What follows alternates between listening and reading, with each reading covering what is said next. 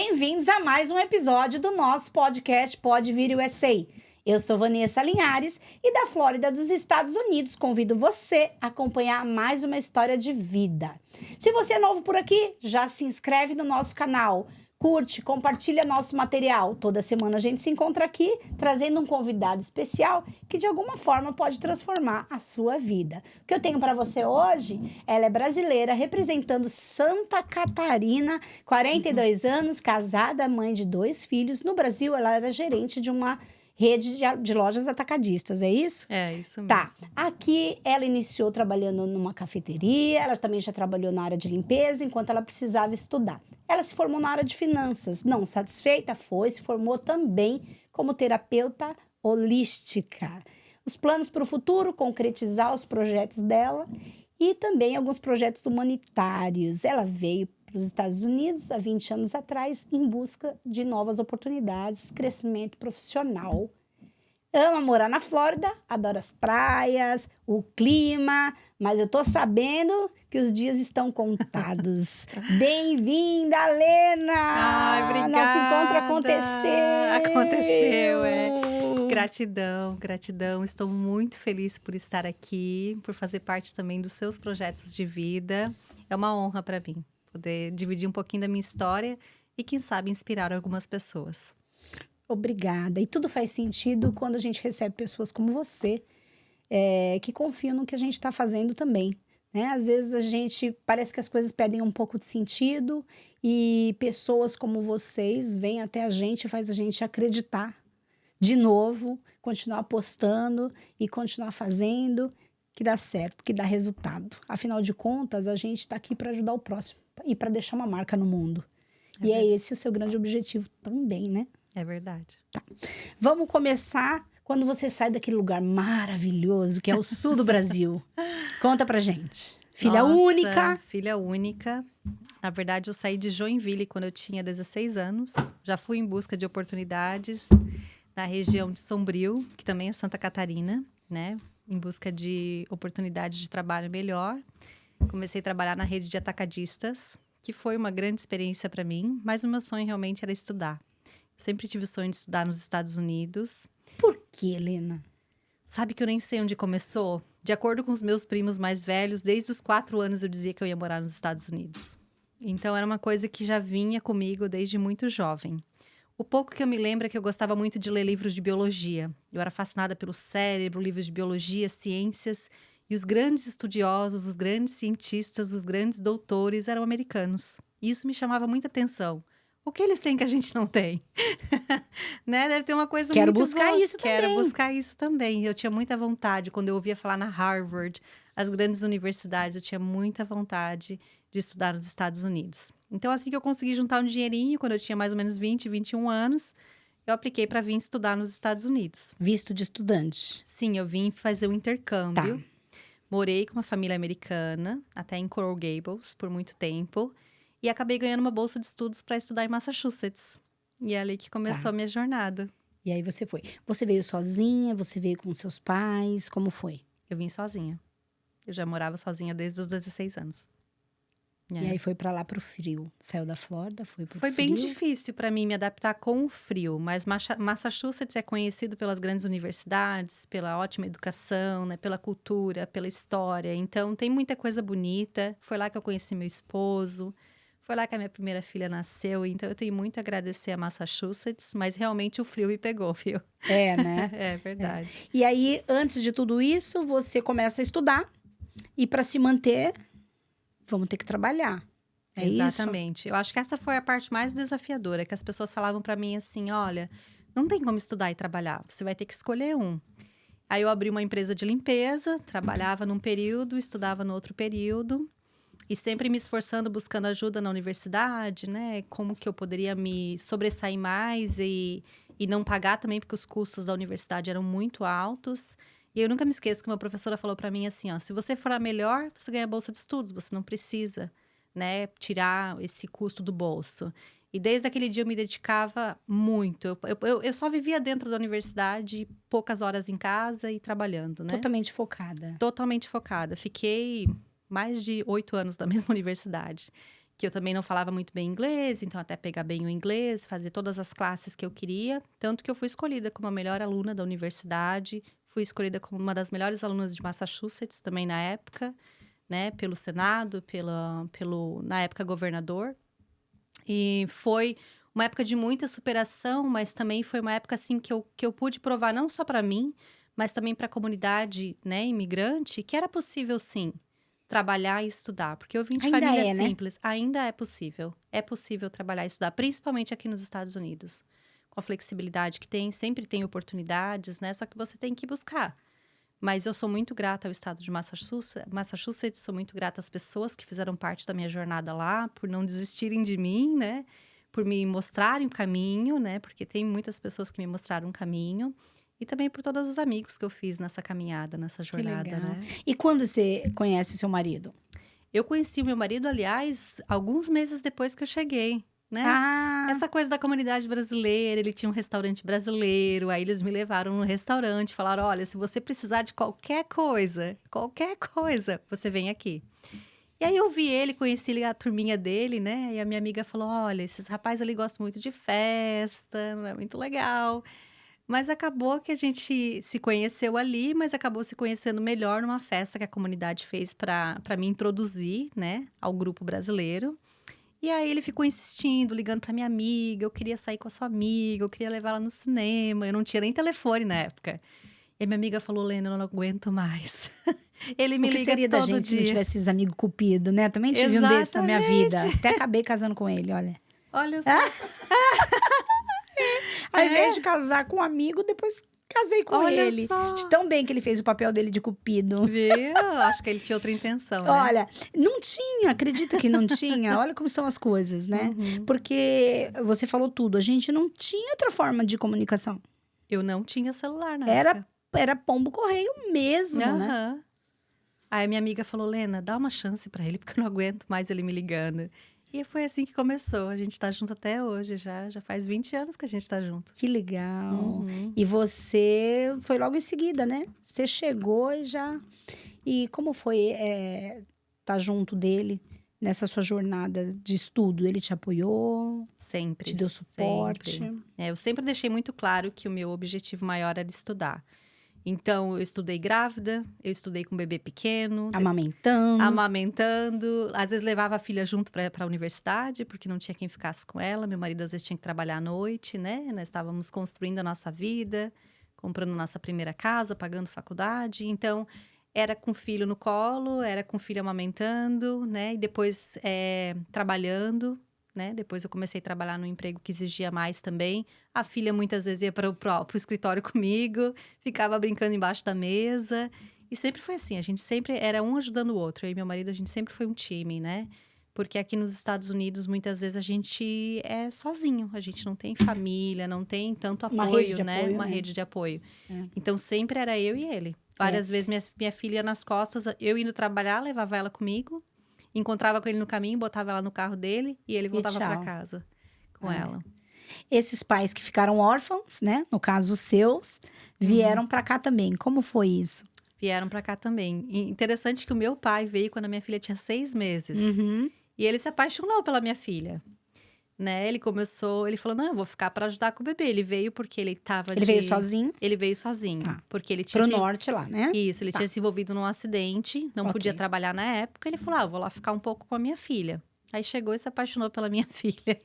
A minha mãe tinha acabado de voltar, tinha ido embora, né? Ela tinha ficado aqui comigo durante os primeiros meses da minha filha. E meu pai falou, não vou mais embora. Né? Ele se apaixonou pelo bebê. Trocava a fralda, ele me ligava desesperado. Ela tá batendo as pernas, não sei como é que eu faço isso. Eu falei, o pai consegue. Depois dá um banho, tudo se dá um jeito, né? E ele ficaram aqui 15 anos. Ele veio só passar um período, gente. Ele veio só pra ver como estavam as coisas, pra dar aquela forcinha. Foram 15 anos. 15 anos, daí minha mãe acabou vindo, né? Porque ele não ia mais embora. E ficaram 15 anos aqui. Retornaram faz 2 anos. Meus avós já estão ficando com idade, né? Sabiam que tinham Sim. que auxiliar com os pais, mas eles viveram o sonho americano deles também. Sim.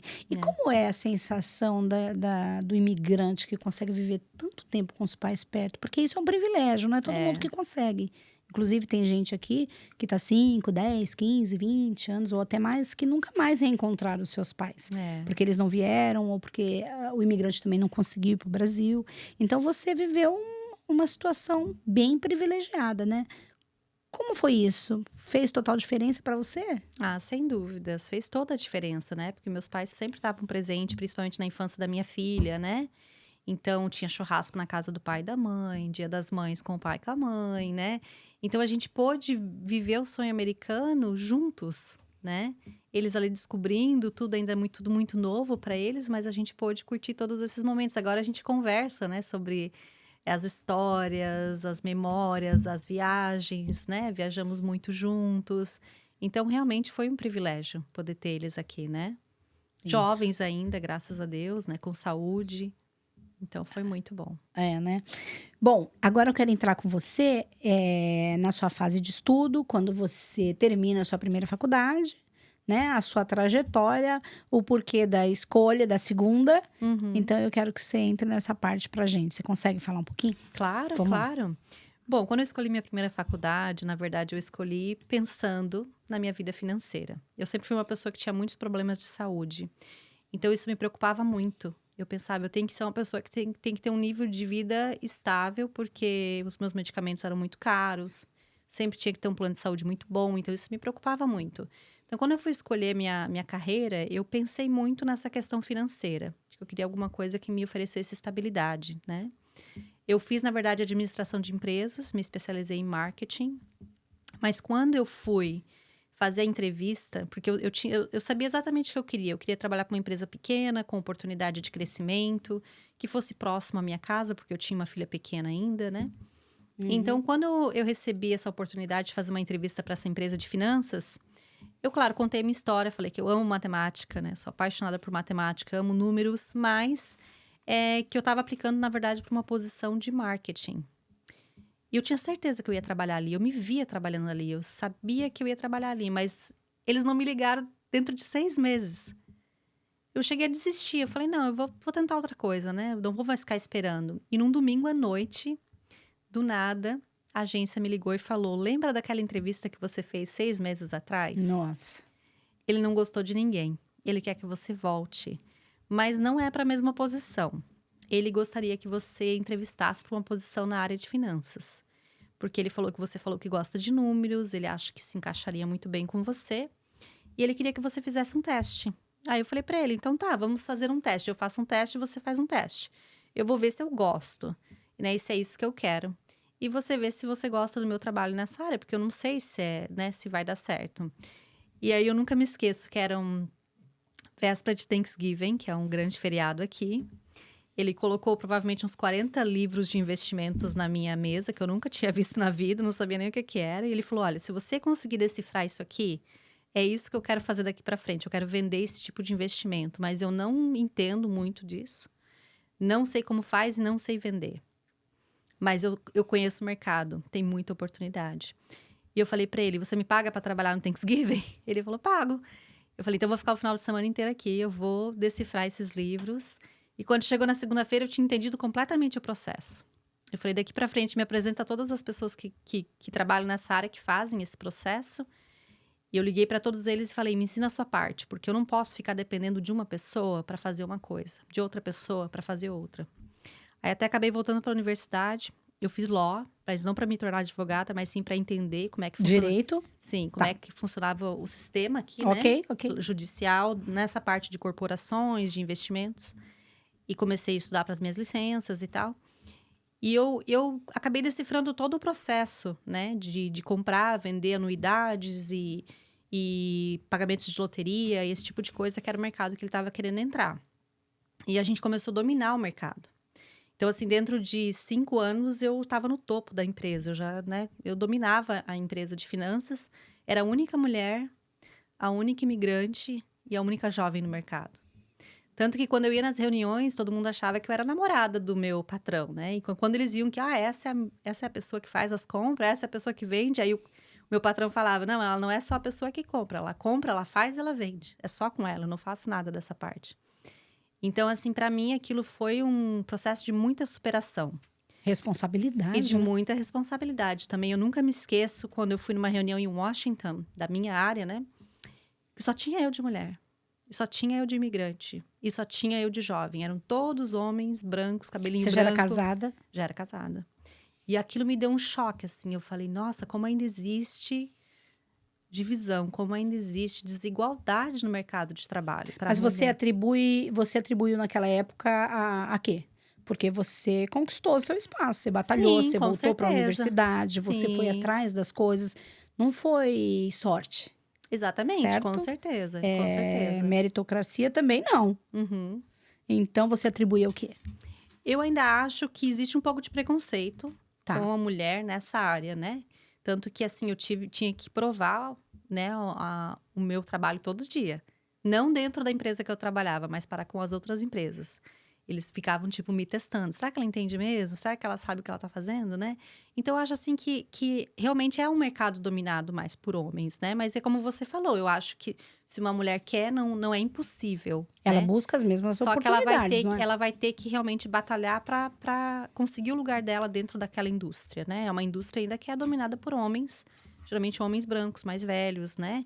É muito pouco imigrante nessa área. Então, foi realmente uma área de, assim, que eu acho, assim, que eu cheguei no topo. Só que daí, Mérito teu, eu me né? esforcei Aí sim, bastante. mérito teu. Realmente. Só que também tinha muito estresse. Porque conforme eu fui crescendo, os donos da empresa começaram a deixar tudo na minha mão. E aí eu lembro que quando o Covid Se veio. acomoda, né? É mais Exatamente. prático para eles. Exatamente. Quando o Covid veio, teve um dos meus patrões que ele basicamente desapareceu por alguns meses. E eu tinha que dar conta da empresa inteira. E eu falei, eu não sei se é isso que eu quero para mim. Porque, assim, meu intuito sempre foi Trabalhar por 10, né? trabalhar em algo que eu sei que eu tô fazendo a diferença. E claro, você ajudar pessoas a fazer mais dinheiro, a, né, ter uma estabilidade, é muito legal. Mas estava chegando num ponto que eu percebi que o objetivo maior da empresa era fazer dinheiro. E eu falei, não tá muito de acordo com o que eu quero. Fazer dinheiro é bom, mas se não tem um porquê, né, uma motivação Que maior por história trás. que história eu tô escrevendo no mundo, né? Exatamente. Eu comecei a me sentir meio vazia, que algumas coisas que a empresa estava pregando não ia mais de acordo com o que eu queria para mim. Tá. Eu entendi. Não estava te preenchendo, você acha? Exatamente. E aí eu comecei a adoecer de novo. Como eu falei, eu sempre tive muitos problemas de saúde. Então, o adoecer para mim me preocupava muito, que era mais uma doença, era mais um problema, né? E aí eu já vinha buscando nas medicinas alternativas, né? Uma forma de equilibrar o meu corpo, de ter mais qualidade de vida, né? Que eu sempre tive muitas doenças autoimunes. Tá. Isso você ainda estava lá no norte? Você já estava na Flórida? Como que estava isso? Eu trabalhei nessa empresa 5 anos no norte, depois eu Uhum. pedi para eles me mudar para Flórida, porque já era um pedido que eu tinha feito quando eu fiz a entrevista, que meu Tá. intuito era mudar para Flórida. E a Flórida, quando você começa a viver aqui, você começa a prezar mais por qualidade de vida, né? A mentalidade de quem fica preso lá na neve, no frio, dentro de um office é diferente de quem vem pra cá, já sabe que tem uma praia ali na esquina, um sol brilhando na janela, e aí falta mais esse preencher, né? Aquele vazio de lá não é mais suficiente. Exatamente. E era isso que eu buscava também, qualidade de vida, né? Porque eu pensava assim, nossa, você chega no topo na sua carreira profissional, você faz bastante dinheiro, mas você também não tem tempo para aproveitar. Para gastar o dinheiro. Exatamente. Eu comecei a pensar até que ponto, né, isso é o suficiente. Porque, ok, tenho dinheiro, mas não tenho tempo para usufruir dele, né? Eu posso trabalhar em casa, mas eu nunca tenho sossego, porque o telefone tá sempre tocando. Acaba sendo uma escravidão, né? Exatamente, foi assim que eu comecei a me sentir. E olha que a empresa que eu trabalhava era Sim, maravilhosa. mas para quem tá no norte e acaba ficando mais preso mesmo, principalmente na época do frio, isso tá de bom tamanho, porque é a rotina. É trabalhar Exatamente. e curtir o menos possível a vida. Parece que é assim, quem morou lá ou mora, já veio aqui conversar com a gente, diz que é mais ou menos assim. Nada que uma Netflix não preencha, um delivery, não é? Exatamente. Mas quando você vem para a Flórida, a vida, né? E aí você começa a fazer uma reflexão. E foi quando você abriu sua mente e falou: Opa, não é mais suficiente. Tá Exatamente. faltando muita coisa aqui. Tá faltando alguma coisa. E aí, quando você se desliga da empresa e tenta mudar ali sua profissão? Bom, eu ia fazer 35 anos na época, e daí Muito nova, uma menina. eu já estava estudando terapias holísticas, porque eu queria entender melhor essa conexão corpo, mente, né, emoções, traumas. Tá. Então eu já vinha buscando bastante. E eu vi que estava melhorando. Eu vi que realmente, assim, a dieta, o cuidado com o estresse, né? Buscar entender como que o que causou, né, os problemas da autoimune. Eu comecei a perceber que vinha lá da minha infância, né? Estresse crônico, né? Muitas infecções de garganta, muitos antibióticos. Eu comecei a fazer o processo reverso, né? Ok, vamos voltar lá onde tudo começou e vamos tentar melhorar a minha saúde, né? Mas eu percebi que de nada adiantava eu fazer todo esse processo e estar num lugar onde o nível de estresse era extremamente alto, porque o mundo das finanças, o nível de estresse é muito alto, né? Por exemplo, eu era compradora de investimentos, então eu participava de leilões o dia inteiro, né? Tinha minutos ali para tomar grandes decisões de milhões, né? Que poderiam impactar a vida de muitos clientes. Então, assim, era muito, muito estresse. E aí você começa a fazer o quê? Uma reprogramação? Uma reprogramação, mas aí eu falei pro meu marido, eu vou largar meu trabalho, né?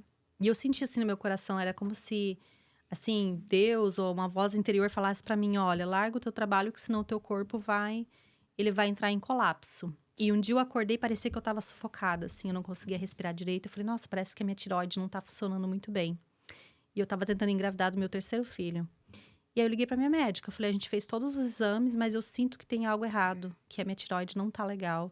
E o que isso poderia causar caso eu viesse engravidar? Ela falou, não, isso não é bom. Então, mas ela falou, eu chequei, parece que tá tudo normal, mas eu não chequei a tireoide específica, né?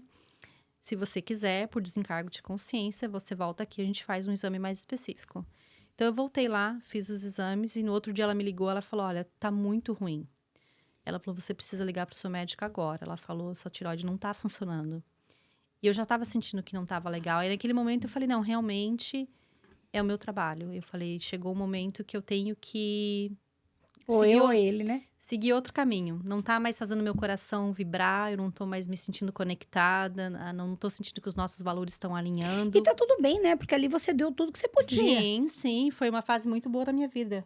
Você foi até onde você tinha o gás, você deu, né? E começou a te prejudicar realmente, porque estava além das suas forças já, né? Você Exatamente. percebeu isso. Aí eu e meu marido alugamos um RV, fomos pro Colorado. Oh, que vida chata. Ficamos lá no meio do mato. E eu falei, aí eu pensei assim, se eu pudesse escolher uma coisa, né? Que não envolvesse dinheiro, não envolvesse título, o que eu escolheria? Aí eu falei pro meu marido, eu seria uma terapeuta holística. Eu queria ajudar outras pessoas a encontrar a raiz do problema, né? Porque assim, na medicina convencional, a gente trata o sintoma, não a raiz do problema. E eu falei, não, eu quero ajudar as pessoas a entender o que acontece no corpo, né? Tá. O ser humano é o quê? Ele é corpo, mente, espírito, né? E qual é o seu propósito? Aonde você vai? Aonde que você começa nesse ser humano? Mente, corpo e espírito. E essa parte interessante, na terapia holística a gente olha para o todo. A gente não vai olhar só para o corpo, a gente não vai olhar só para a mente, a gente não vai olhar só para o espírito. Sim, é um conjunto, né? É um conjunto. Mas, geralmente, eu começo a tentar entender como que essa mente foi programada. Porque ela foi programada, né? E qual é a fase, desculpa te cortar, só para entender não. mesmo e você conseguir deixar isso bem claro, porque é muito interessante, né? Qual é a fase, até qual idade que o ser humano ele recebe essa programação? Que ele está pronto ali? É uma ótima pergunta. Principalmente dos 0 aos 7 anos. Tudo que a criança vê, ouve, experiencia, ela leva como verdade absoluta. Até vou dividir uma história com você, se você tiver tempo. Opa! A gente fica aqui até amanhã. Eu atendi uma cliente, uma médica super bem conceituada aqui nos Estados Unidos, que tem uma vida estável. Americana? Americana. Tá. Um casamento lindo, 3 filhas maravilhosas. Ela falou pra mim, Lena, eu tenho tudo, mas eu morro de medo. Ela falou, eu tenho medo de tudo. Ela falou, eu tenho medo que a minha filha vai se acidentar, eu tenho medo de sair de casa, eu tenho medo que alguém vai tirar a minha casa, eu tenho medo que eu não vou ter dinheiro, eu tenho medo que eu não vou ter comida. Ela falou, eu tenho medo de tudo. Aí eu falei assim, mas bom, mas você sabe que você tem tudo, que você tá segura? Ela falou, eu sei, mas eu tenho muito medo. Aí eu falei assim, bom, vamos voltar lá atrás. Eu falei, qual é a história que você escutava quando você era pequena, que a tua mãe te contava de novo, e de novo, e de novo, e que você lembra? Que ficou sendo programado ali, né? É, Como você foi programada? É exatamente. isso, Aí eu né? falei, você lembra de uma história que você escutou de novo e de novo? Ela falou, eu lembro. E a história era assim, tinha uma mamãe galinha e 3 pintinhos. A mamãe galinha mandava os 3 pintinhos a uma venda para comprar temperos. Só que ela dizia assim, vocês têm que ter muito cuidado. Porque vocês são muito pequenos e muito frágeis. Qualquer animal pode pisar em vocês. Então vocês têm que olhar para todos os lados. Sempre ter muito cuidado. E lá foram os pintinhos até a venda. Comprar os temperos. E quando eles vinham voltando, começou a cair uma chuva. Muito forte. E eles se esconderam dentro de um repolho. E ali eles ficaram até a chuva passar. Quando a chuva passou, veio uma vaca e comeu o repolho. Aí eu, não, né? Comeu o Meu Deus. repolho. E aí ela assim, eu acho que a vaca explodiu no final, mas eu não lembro. Eu falei, você contou essa história para suas filhas? Ela falou, contei. Essa foi a história que a minha mãe me contou a vida inteira. Eu falei, ok. Eu falei, sabe quem é a galinha? Ela, não. Eu falei, sua mãe. É. Sabe quem são os pintinhos? Ela falou, não.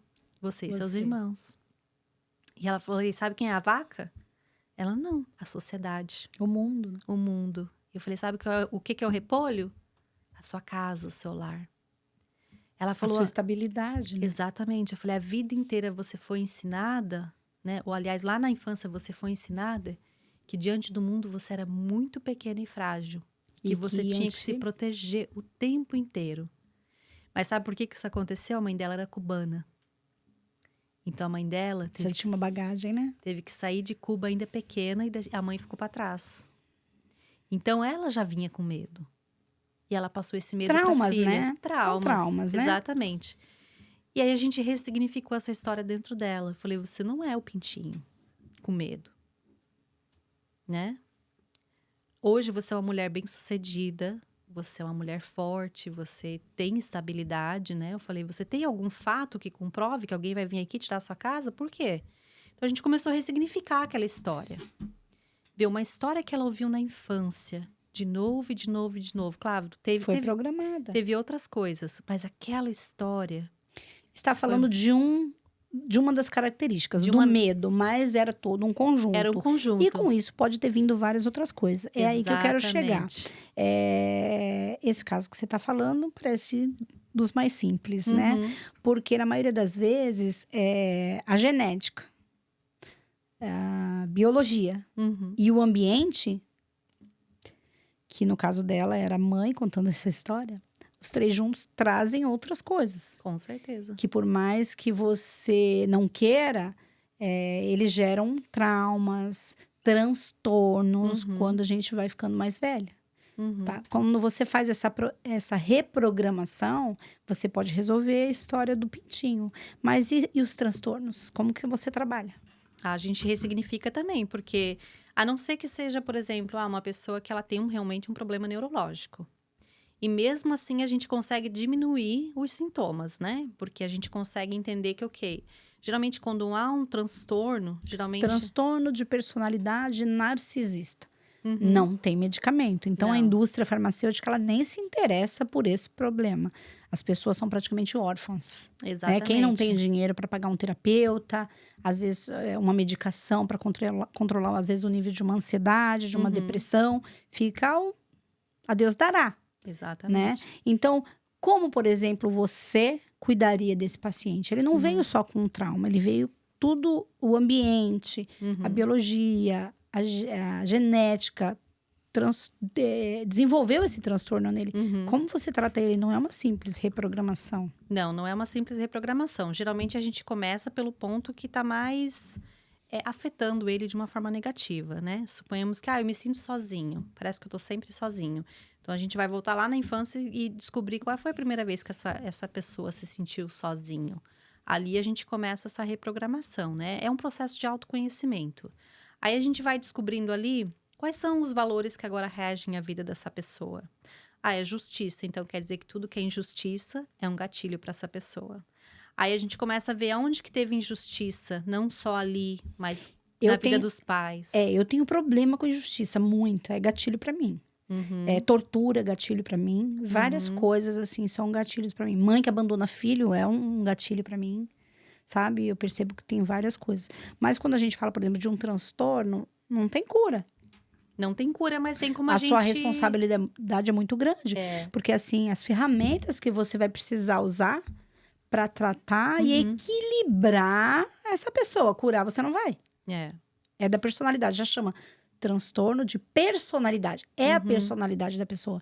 Ela tem que assumir isso, ela tem que aprender a lidar, ela tem que fazer um acompanhamento, claro, quem tem condição, porque quem não tem, às vezes até morre sem saber. É verdade. E como é isso? Qual a esperança, a expectativa de melhora que você tem para oferecer para essas pessoas dentro do seu trabalho? É interessante porque, assim, não é... Essas pessoas, raramente elas vêm pra mim, né? Na maioria dos casos, assim, eles vão pra um psiquiatra, né? Porque precisam de medicamento, eu não dou medicamento, só fitoterápicos.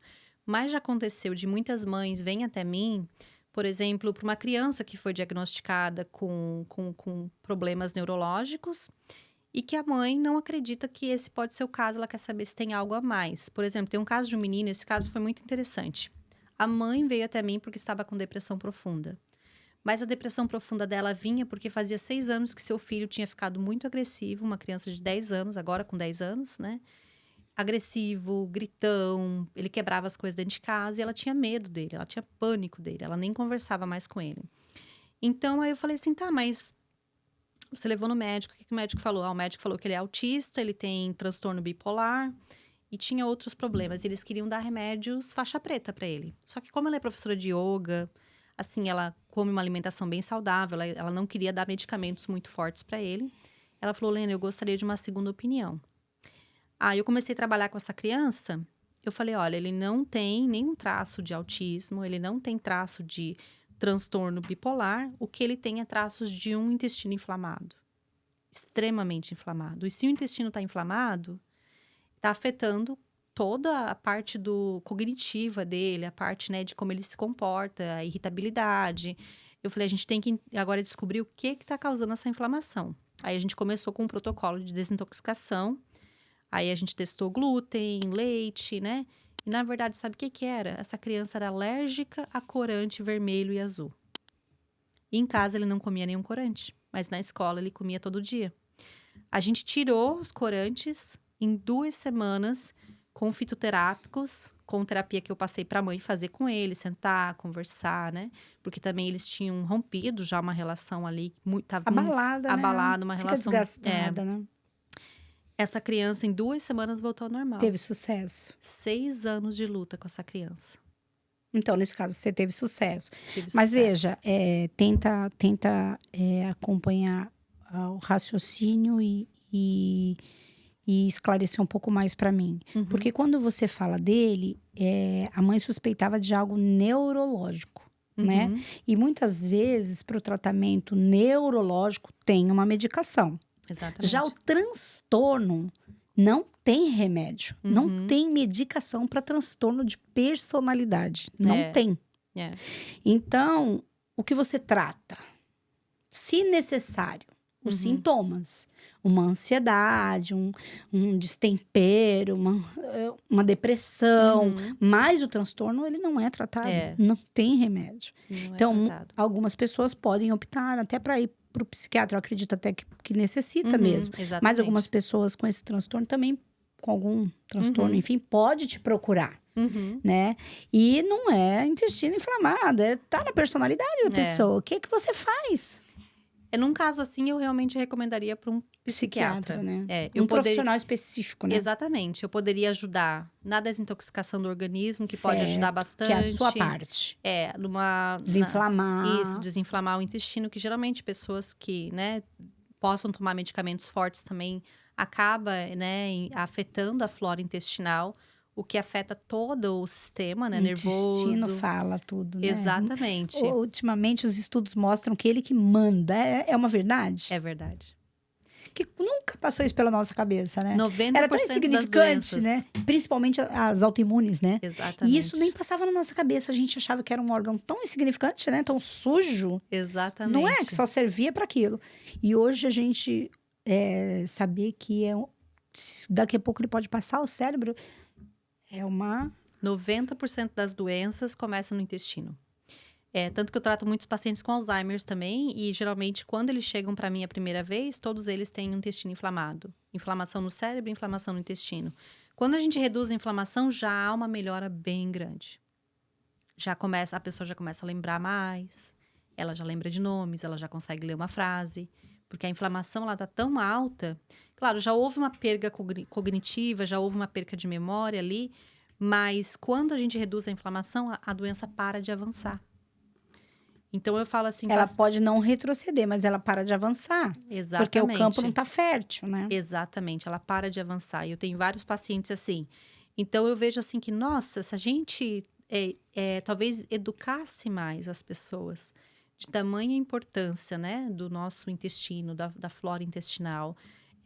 O abuso dos antibióticos também prejudica muito na infância, né?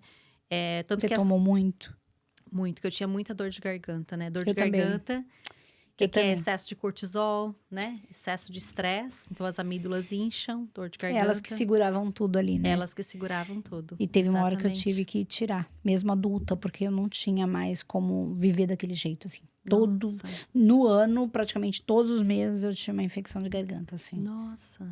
Hoje eu vejo que realmente era o ambiente, como você disse, que exigia muito do emocional também, né? Claro. E aí eu acho que a resistência da gente caía lá no chão, né? Uhum. E depois que eu retirei mesmo, foi uma vida nova, assim. Aí começou a cair cabelo, aí deu problema de pele, aí começa a pitar em outros campos, Claro. né? Porque Você ainda tem as amígdalas? Tenho, não tirei, tenho elas ainda.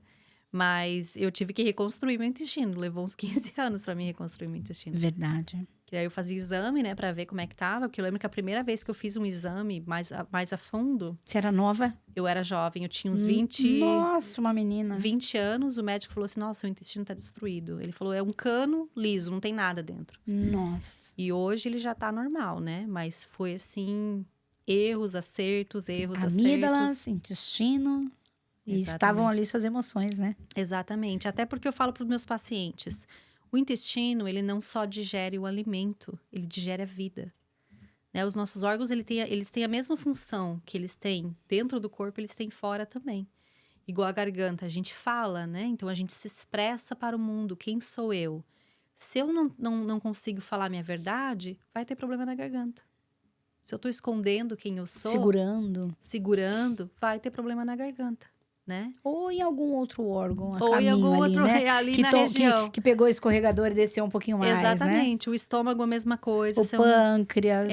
Se eu não consigo digerir uma coisa, pode vir a ter problema no estômago, pode vir a ter problema no intestino. Tá. Né? No seu caso, você atribui só o estresse, o emocional, ou a parte da alimentação também, que você não prestava muita atenção nisso? A parte da alimentação, com certeza. Que hoje a gente vê, principalmente nesse país... como as escolhas são ruins. Exatamente. Não, a parte da alimentação, eu acho que é essencial para uma saúde equilibrada é você conhecer o seu corpo, porque eu também falo para as pessoas, nem todo mundo pode comer salada todo dia. Eu tive que aprender isso da pior forma possível, porque assim, por exemplo, eu sou sensível a mofo, né? Então, eu não posso comer nada que pode vir a desenvolver mofo com rapidez. E hoje em dia, como as coisas ficam guardadas por muito tempo, às vezes elas trazem ali traços de mofo, né? Por exemplo, eu tive que parar de tomar café todo dia, que eu amo café. Amo café. Mas a forma como o café é guardado, na maioria das vezes, ele contém mofo. Então, muitos pacientes meus estão intoxicados de mofo pela alimentação. Então, a gente tem que tirar alguns alimentos... Né, como amendoim. A maioria das crianças não é alérgica ao amendoim. Elas são alérgicas ao mofo. A forma como o amendoim é guardado acaba produzindo mofo, né? Então, a gente elimina esses alimentos e a pessoa volta a ter uma vida normal. Então, é uma questão de autoconhecimento. Conhecer o seu corpo. Porque cada pessoa é muito única. Mas, para mim, a dieta fez toda a diferença. Tá. né? Aprender o que eu podia comer, o que eu não podia comer, Certo. né? As suas Então, escolhas na as minhas mesa escolhas. ajudaram a desinflamar o seu organismo e é o que você também aposta tratando os seus clientes, né? Sim, com Desinflamar seu certeza. organismo através da alimentação. Exatamente. Fora isso, o que mais? Desintoxicação, né? O nosso corpo, apesar de ele ter esse mecanismo de desintoxicação, ele não consegue fazer todo o trabalho sozinho. Então, às vezes, claro, também conhecendo o corpo, tem pessoas que precisam fazer um jejum intermediário, né? Tem pessoas que precisam fazer uma limpeza do colo, tem pessoas que precisam fazer 1 dia ou 2 só de líquido, né? Porque às Para dar vezes uma limpada. para dar uma limpada, porque às vezes Isso você indica para qualquer pessoa? Ele é uma prática saudável ou não? Igual o jejum intermitente? Não é para todo mundo. Eu tenho que conhecer a pessoa, a gente vai analisar a vida da pessoa, a rotina da pessoa, a ancestralidade da pessoa. Até porque, por exemplo, uma coisa que eu peço para as pessoas prestar muita atenção é da onde que vêm os seus ancestrais. Se os seus ancestrais vêm de um lugar onde eles não comiam carne, é bem provável que o seu corpo tenha dificuldade em quebrar as proteínas da carne. Se os seus ancestrais eles são asiáticos, a maioria dos asiáticos tem intolerância à lactose, né? Então, se eles não ingeriram lactose, é bem provável que o seu intestino não consiga quebrar a lactose. Muito curioso o que você falou. Por que a maioria tem essa intolerância à lactose? Não sei, eu sei que é uma questão genética, né? Mas volta para os antepassados, porque se eles não consumiam leite, Os asiáticos não consumiam leite. porque por conta da genética a maioria é alérgico, né? Então, mas é uma questão genética mesmo, né?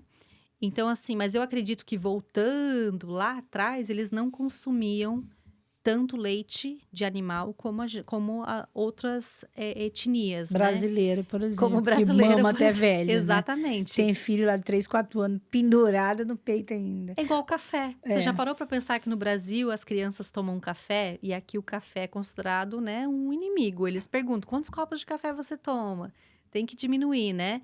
E eu falo, no Brasil as crianças tomam café e nunca tiveram problema algum. É uma questão cultural e uma questão também que já vem na genética. Isso aqui é seguro tomar. A gente no Brasil come até pedra. Exatamente, né?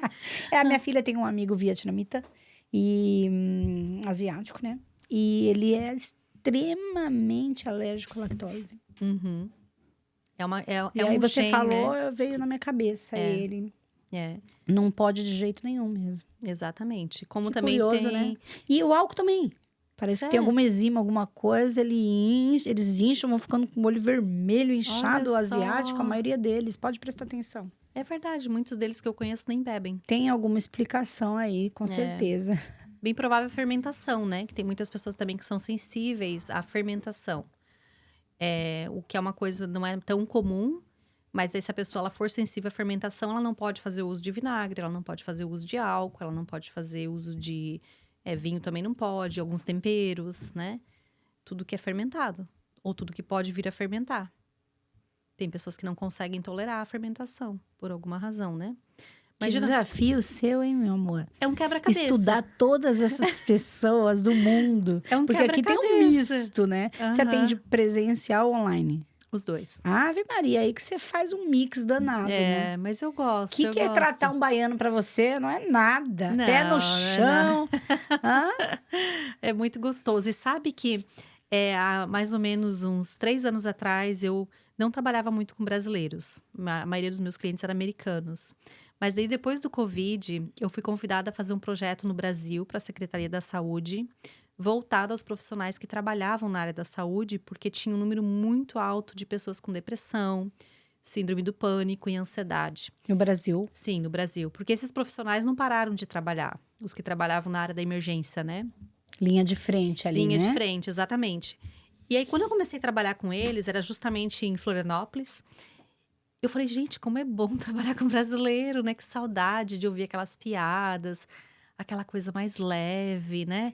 Não adianta fugir, né? É ali que a gente se conecta, não é? Aí eu falei, nossa, como eu sentia falta disso. E aí ali eu comecei a me conectar mais com os brasileiros. E eu percebi como que eu sentia falta e quanto que eu precisava, né? Sorrir Dessa mais, conexão. ser mais feliz. É uma Fala a coisa mais verdade. leve, o brasileiro é mais leve, né? O americano é um pouco mais sistemático, até na hora da E é a sessão. cultura deles e tá tudo bem, Sim, é a né? cultura Eles não têm que deles. mudar. Exatamente. Funciona para eles, né? Exatamente. É a gente que às vezes deixa um pouquinho a nossa de lado ali, porque a gente não tem com quem exercitar, a não ser dentro de casa, né? Exatamente. Mas eu vi o quanto que eu sentia falta daquele jeitinho brasileiro, aquela piada, sabe? Aquele gingado, né? É uma coisa mais humana. Tanto que a gente ficou amigo, todas as pessoas que eu trabalhei naquela época, a gente continua super conectados, né? Quando se junta, toma um café, dá uma risada, conversa. Quando eu faço um evento, eles estão sempre presentes, porque tem esse calor humano. O americano não, você fez um evento para americano, oi, tchau, acabou ali. Começando pelas comidas, que é uma Tu... cenourinha crua, É um verdade. brócolis cru. É verdade. As primeiras vezes eu olhava aquilo na mesa com molhinho e falava, gente, que hora que vai cozinhar esses legumes? É verdade, é tão diferente, Muito né? diferente, É muito muito diferente, diferente, né? E a gente respeita, porque a gente tá aqui, tenta se Com adaptar ao máximo certeza. que a gente pode, se anula um tempo até a gente ir se conectando aos poucos de novo com o nosso país, sentindo mais confiança em conseguir equilibrar isso, pra gente ser mais o eu de novo, né? Exatamente. Ficar mais inteira. É. Porque durante muitos anos aqui eu sinto que eu não estava inteira. Eu não conseguia ainda equilibrar, sabe? As duas culturas, assim. Né? Ou era uma ou era outra. A outra não dava para ser, eu estava aqui. Né? Então hoje eu consigo, eu vivo as duas, eu equilibro as duas, eu gosto e eu respeito cada uma com a sua, Legal. com suas peculiaridades e vai, né? É. Eu queria que hoje a gente não vive uma pandemia de Covid, mas uma coisa que eu acho que sempre vai existir, você melhor do que ninguém está aqui há 20 anos para concordar com isso. A vida de imigrante não é fácil. Então a gente vive sempre numa pandemia ali interna. Exatamente. Né? E sempre precisando de uma palavra, de um acolhimento, de uma ajuda, de uma reprogramação, de um apoio. Então, eu queria que você, nessa câmera aqui, falasse com a nossa comunidade brasileira sobre o seu trabalho e a importância do seu trabalho na vida dessas pessoas e o que você pode fazer, o começo do que você pode fazer para já ajudar, para começar ajudando a vida dessas pessoas. Para trazer mais esperança, mais alegria de viver, mais confiança, mais saúde. Com certeza. Bom, em primeiro lugar, eu sou mulher, sou imigrante, então eu sei tamanhas dificuldades que os imigrantes, né, vivem aqui nos Estados Unidos. Tem o sentimento de solidão, né? Tem o sentimento de, muitas vezes, não dar conta, de ter que carregar tudo sozinha, né? E eu acredito muito no suporte. Eu acho, assim, que o suporte, indiferente se é um grupo ou se é uma pessoa, é muito importante. E essa é uma das motivações, né, que me levou a mudar de carreira, que me levou a abraçar as terapias alternativas, terapias holísticas, que é justamente ajudar, levar o autoconhecimento, auxiliar o indivíduo a encontrar uma resposta dentro daquilo que ele está vivendo, que ele ainda não conseguiu desvendar, né? Por exemplo, eu tenho até pessoas que vêm até mim e dizem, Lena, eu trabalho e não prospero. E a gente consegue encontrar a crença limitante que está impedindo aquela pessoa de prosperar. Você já ouviu aquela frase, dinheiro não nasce em árvore? Vocês não fazem ideia como eu trato pessoa que tem essa crença limitante. Então, às vezes, uma sessão de terapia, ela pode trazer clareza para a sua vida, em todas as áreas da sua vida. Aqui a gente não está falando só de saúde, né? A gente está falando de bem-estar, né? A gente está falando de uma vida mais leve, uma vida mais equilibrada. E eu sempre digo para as pessoas, muitas pessoas acham que chega a ser um egoísmo buscar terapia. Porque, mas meus filhos, meu marido. Mas se você estiver melhor, toda a sua família vai estar melhor. Porque você, mãe, você, pai, vocês são o alicerce da casa. Então, vocês também precisam desse tempo para vocês, desse carinho, né?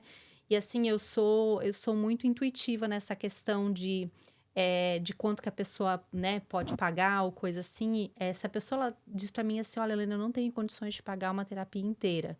Vamos sentar, vamos conversar. Eu também tenho grupos, né, de terapias até gratuito que a gente faz. Então, assim, eu quero que toda a comunidade tenha acesso à saúde mental.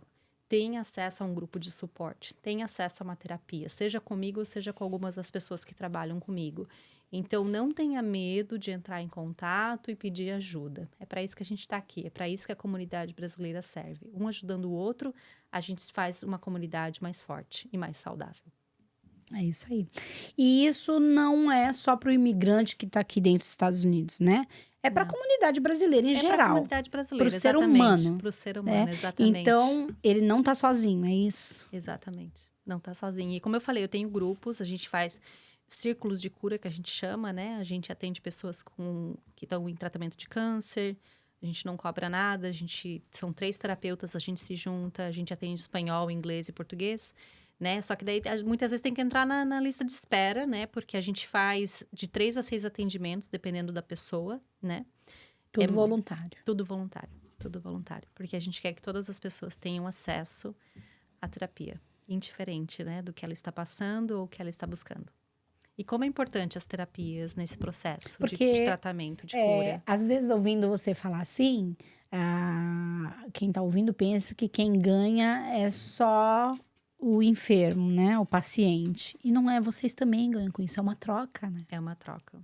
É muito lindo o processo. Isso te faz evoluir como ser humano? Nossa, muito. Todo dia eu falo pro meu marido, eu não ganho nem 10% do que eu ganhava no mundo das finanças, mas eu não trocaria minha profissão por nada. Que bom que você está realizada, fazendo a diferença na vida das pessoas. Vale muito a pena. Vale muito a pena. E eu digo, não é nem pela quantidade de pessoas. Se você ajudar uma pessoa, já valeu a pena. Né? Porque a gente também não pode ficar se apegando nos números, né? Tem pessoas Porque você não está tratando de finanças, você está tratando do ser humano, de vida, né? Exatamente. É muito individual, né? Uhum, exatamente. E muitas vezes essas pessoas que elas não podem pagar, elas são as pessoas que mais fazem a diferença depois na vida de outras pessoas. Então, eu acredito muito nessa corrente do bem, né? Que você faz hoje aqui, essa pessoa ela vai dar continuidade a esse trabalho, né? Até agora eu estou trabalhando com um rapaz que tá na batalha contra um câncer. E ele fala para mim, ele falou, nossa, depois que eu comecei as terapias com o nosso grupo, né? Ele falou assim, a minha vida se transformou. Ele falou assim, eu já me sinto curado. Ele falou, já quero seguir outro caminho. Ele quer até trabalhar no hospital conosco, lá em Santa Catarina. E eu falei para ele, já tá convidado, já pode ir você, a mulher, a família. Eu falei, o que a gente mais precisa é a gente para ajudar, né? Ele já transformou a vida dele, agora Vamos mandar currículo. Ele quer transformar a vida de outras pessoas. Ele falou, agora eu quero fazer isso por outras pessoas. Eu quero ser aquele que diz, não, vai dar certo. Você sabe que tem um imigrante aqui, o nome dele, se eu não me engano, é Marcelo, e ele mora no norte. E ele foi preso pela imigração em pleno tratamento oncológico. Ai, meu Deus. Exato. E a comunidade fez todo o movimento. Tem um policial também, se eu não me engano, é do norte. Entre Michael... Ai, não vou lembrar agora, desculpa, o Instagram dele. E ele coordenou ali todo o movimento com advogados, vários voluntários e conseguiram ajudar ele. Inclusive, eles disseram que a fiança dele, eles nunca viram um juiz dar uma fiança daquela. Que eles até hoje não entendem porque o juiz fez aquilo. A fiança foi de $50 mil. Nossa. A comunidade toda brasileira, eu acho que, se eu não me engano, era para os seus lados mesmo, onde você morava. Uhum. É super recente, acabou de acontecer. Se você quiser, depois até te mostro o Instagram dele. E aí, a comunidade se reuniu, abriu ali uma vaquinha e conseguiu passar dos $50 mil, pagou a fiança e ele tá em liberdade agora. E continuando as quimioterapias dele. Se eu não me engano, ele é de Brasília e tá no norte ainda. Não sei como vai ser esse processo, se ele vai ter que voltar, não vai... Mas ele estava preso e deu muito trabalho para tirar ele de lá. Nossa. E a saúde dele estava deteriorando muito. Então, eu fico imaginando ele sozinho, longe de família, de todo mundo no Brasil. Eu fico imaginando o psicológico dessa pessoa. O quão ele ficou vulnerável, frágil. E, de repente, vem vocês com essa proposta, sabe? Com essa vontade, com esse propósito de vida. E resgata as pessoas, às vezes, do chão. Né? Olha a importância disso. E eu acho que uma coisa muito interessante, principalmente na luta contra o câncer, é a pessoa entender que a doença ela não está contra ela. Que a doença, na verdade, ela é uma programação biológica de sobrevivência, né? Ela vem para nos ajudar a sobreviver dentro de uma situação.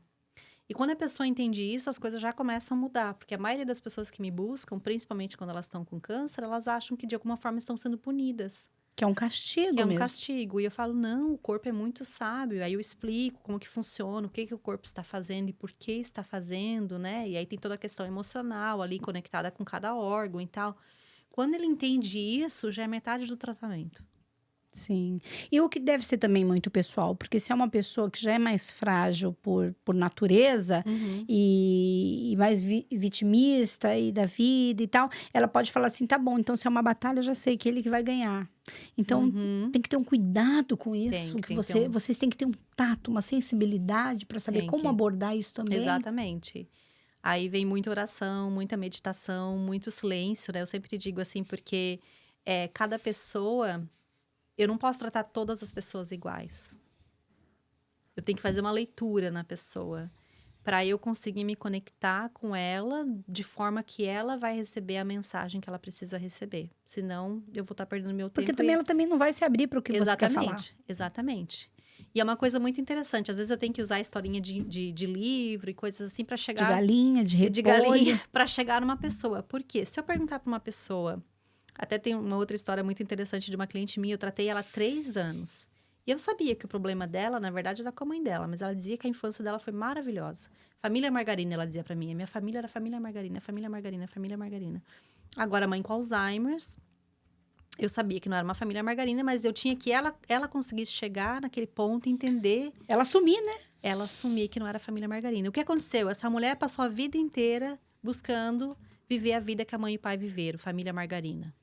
Nunca conseguiu. Mas porque, na verdade, não foi uma família margarina. Foi um pai e uma mãe que não se comunicavam.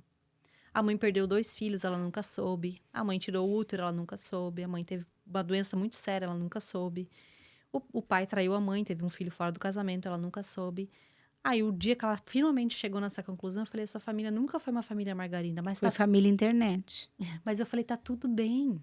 Porque a internet é muito isso, né? A gente tá ali, acha que sabe tudo. Exatamente. E que tá ali, que tá exemplo e influencer. E não é nada disso. A comunicação é a pior que a gente imagina. Exatamente. Só que ela buscou a vida inteira ter a vida que a mãe teve. E, na verdade, ela estava vivendo a vida que a mãe teve. Só que não o que ela achou que deveria ser. E eu falei, era isso que tá te machucando. Porque você está buscando um casamento perfeito que não existe. Uma vida perfeita. Uma vida perfeita que não existe, exatamente. E aí, quando ela se deu conta de que a vida não foi perfeita, mas foi exatamente como tinha que ser. Eles aproveitaram do jeito que eles podiam, eles viveram do jeito que eles podiam, só que eles não queriam passar aquele sofrimento para os filhos. Uma outra geração, antigamente, os mais antigos não falavam para os filhos.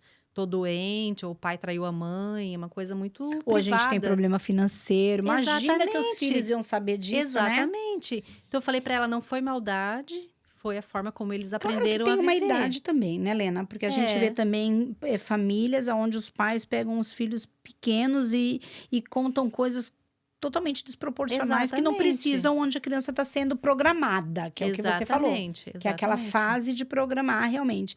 E o pai, às vezes, vem, ou a mãe, com assuntos que só vão deixar sequelas ali e melar essa programação toda. Então, eu acho que é um equilíbrio mesmo, né? Exatamente, exatamente. Só que aí ela levou isso pra vida, de que eu tenho que viver esse casamento. Então, ela exigia do marido que o marido fosse igual ao pai. Ela exigia que a casa deles fosse igual a da mãe, perfeita, que os filhos sempre penteadinho, bonitinho. Eu falei, não, isso aqui é ilusão. É isso que tá te desgastando. Então, são essas coisas que vão, né, abalando a vida da pessoa, só que eu também não posso ir lá e falar para a pessoa se ela não está pronta para receber. Quando eu perguntava dela com a mãe, ela, minha relação com a minha mãe é maravilhosa. Não, elas nunca nem tiveram uma relação muito próxima. Só que, né, o cérebro, ele acaba criando versões para te proteger, né? E se contentando com aquilo. Normalizando, né? Exatamente. Às vezes, de tanto você ouvir uma mentira, que ela vai acabar sendo verdade para você, né? Exatamente. Ela não tinha outro parâmetro, era aquele. Exatamente. Mas aí, depois que ela conseguiu ver com os próprios olhos, realmente, não foi aquilo que eu pensava, mas tá tudo bem. Esse é detalhe também, não é culpar, não é julgar. O pai foi ruim, a mãe foi ruim. Não, eles deram o melhor que eles podiam. Naquele momento? Naquele momento. Eles não iam falar que a mãe tá doente para as crianças, né? Eles falaram que eles... você pegar uma criança de 7 anos e falar, olha, sua mãe tem um útero e vai arrancar. Exatamente. Exatamente, não fazia cabimento, né? Mas agora a mãe com Alzheimer, ela não pode perguntar tudo que ela quer. Então, ficou muitas dúvidas, né? Mas, a partir do momento que ela conseguiu enxergar essa situação, ela conseguiu seguir em frente. Sim, só essa luz que você acendeu nesse quarto escuro, Uhum. ela já consegue visualizar onde está cada coisa e tentar arrumar esse quarto, né? Exatamente. Aí ela pode fazer uma escolha. A partir do momento que você olha, que você entende qual é o problema, você pode fazer uma escolha. Eu falo, você pode reescrever a sua história, né? Porque a gente vive até um certo ponto a história que nos foi contada. A partir do momento que você se dá conta da história que você ouviu, você pode, assim, escolher o que fica, o que vai. E dali você pode reescrever a sua história. Do seu jeito, né? Entendi. Então, psicólogo também fala muito sobre isso, né? De acender a luz naquele quarto escuro para você ver aonde está cada coisa, se está muito bagunçado, se não está, e começar a organizar. Você trabalha, então, um pouco dentro disso também. Sim. Fora a parte do organismo mesmo, que às vezes você você usa medicamento, você usa suplemento, você usa florais, óleos essenciais. O que você costuma fazer para o seu tratamento, além da dieta e além de acender essa luzinha? Geralmente, os protocolos, eles incluem uma dieta, né? Se for necessário, florais, fitoterápicos e suplementos. Mas são somente sugestões, porque eu não sou médica, né? Eu falo, olha, sua vitamina D tá baixa, talvez valha a pena você sentar com o médico e conversar. Magnésio tá baixo, às vezes a gente... Repor, né? reposição hormonal. Mas daí eu sempre recomendo que a pessoa também sente com um médico particular, né? O seu médico de família. E dê uma olhadinha, né, nos suplementos que ela vai tomar. Quanto aos florais, não tem contraindicação, mas também a gente sempre analisa se a pessoa não tem nenhum tipo de alergia, se ela não tem nenhum tipo de sensibilidade, né? Assim, eu sou muito cautelosa em dar coisas, porque eu sei, assim, que você tomar uma coisa sem ter conhecimento do seu corpo pode causar mais danos do que benefícios, né? E você pode encontrar quase tudo na natureza, né? Em outras técnicas, né? Por exemplo, ansiedade. Sim, a gente pode recomendar alguma coisa, um suplemento, um medicamento, poderia indicar para um psiquiatra ou um psicólogo, mas você também pode trabalhar com respiração. Então, eu sempre dou a escolha para a pessoa, né? Tão simples e de graça, né? Tão simples. É algo que a gente consegue trabalhar muita coisa, a respiração. A sua é o quê? 4, 7, 8? Como que é? Explica pra gente. Eu gosto de usar 4, 2, 6, né? Que é uma simples que quase todo mundo consegue acompanhar. Ou a que a gente fala... Explica pra gente, pra quem tá assistindo também, essa 4, 2, 6. Então a 4, 2, 6... Eu conheço a 4, 7, 8. Essa também pode ser usada, mecanismo muito parecido, né? Então, a 4, 2, 6, você vai inspirar, né? Contando até 4. Você vai puxar devagar. Pelo nariz, né? Até contar o número 4. Aí você segura. Você segura por 2 segundos e você solta, exala por 6 segundos, né? Por que a gente faz essa respiração de 4, 2, 6 ou 4, 7, 8? A intenção é você inspira rapidamente, né? Você segura para dar aquela pausa no corpo, né? E daí você exala lentamente. Isso vai acionar o seu sistema nervoso parasintético, né? Que daí você vai começar a entrar num estado de relaxamento. E só fazendo isso, você já está falando para o seu corpo que, em primeiro lugar, você não está num estado de alerta. Então, a respiração... Você está no controle. Exatamente. Se ela está respirando calmamente, não tem como ela estar ansiosa. Então, a ansiedade ela já vai começar a diminuir, né? Então, eu falo para a pessoa, se está ansioso, faz a respiração 4, 2, 6, ou 4, 7, 8. Ou então, desenha na palma da mão, levemente, porque você está tirando a atenção daquele fator, né? Que está causando ansiedade, você está trazendo a atenção para outro lugar. Palmas para cima também. Quais outras técnicas você tem? Gelo no punho, Isso é mindfulness? Mindfulness. Você trazer a atenção para o momento presente. Atenção plena, né? Isso, exatamente. Gelo nos pulsos um banho também, fresco. Né? Ou gelo água gelada no rosto também, se a ansiedade for muito alta, né? Outra técnica também que eu recomendo bastante... Tem algumas... a stop. Tem uma que chama Stop também. Stop, essa eu não conheço. Mas vou procurar pra ver. Ela tá no Mindfulness. Então, tem também a respiração box, né? Que é muito usada pelo pessoal do Navy SEAL, né? Que Pode explicar?